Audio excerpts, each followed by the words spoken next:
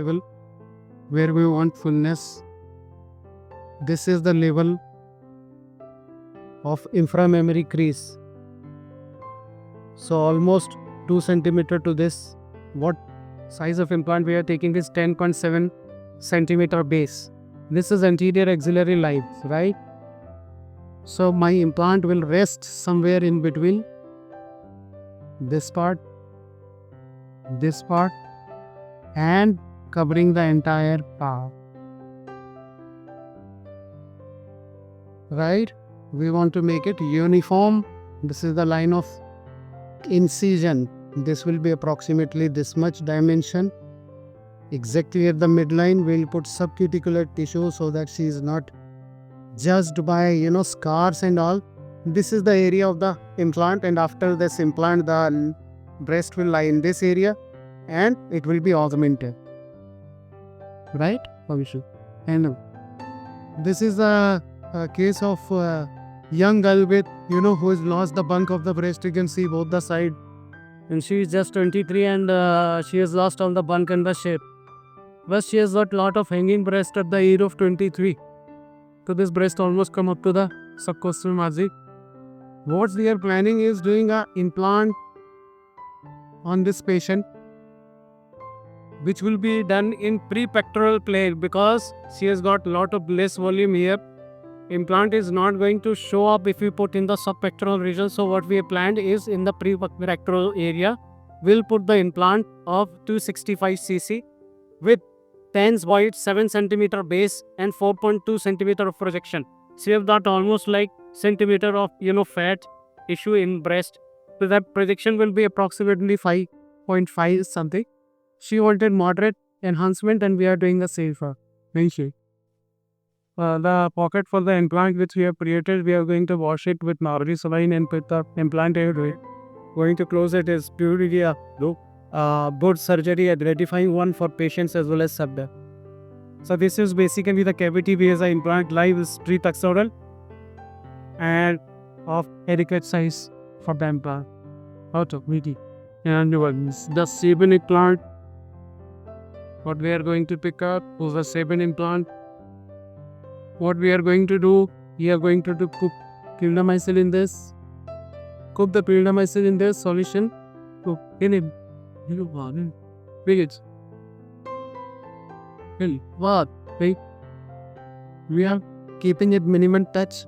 So we are going to wash it inside and keep one implant here separately. Open the second one. Save the sticker for the second implant. You see there's a says to lift up the implant so that it doesn't fall off the hand.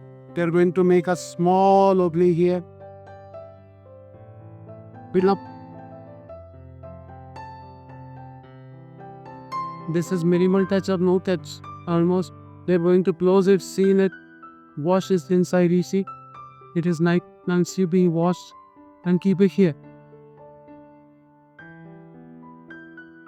This is new pair of gloves, and this is antibiotic solution. Clean the area around please once.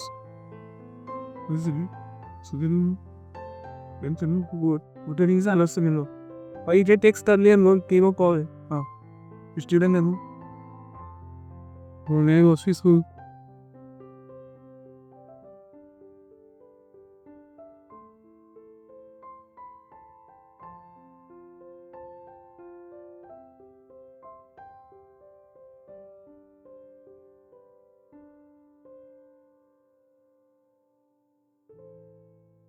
The implant has got good, the register is good, bubbling. In this time, the capsule of second is better. You can see Rahul standing there in case the implant clip from my hand will catch it up. So it's just like a wicket paper, right? Yes.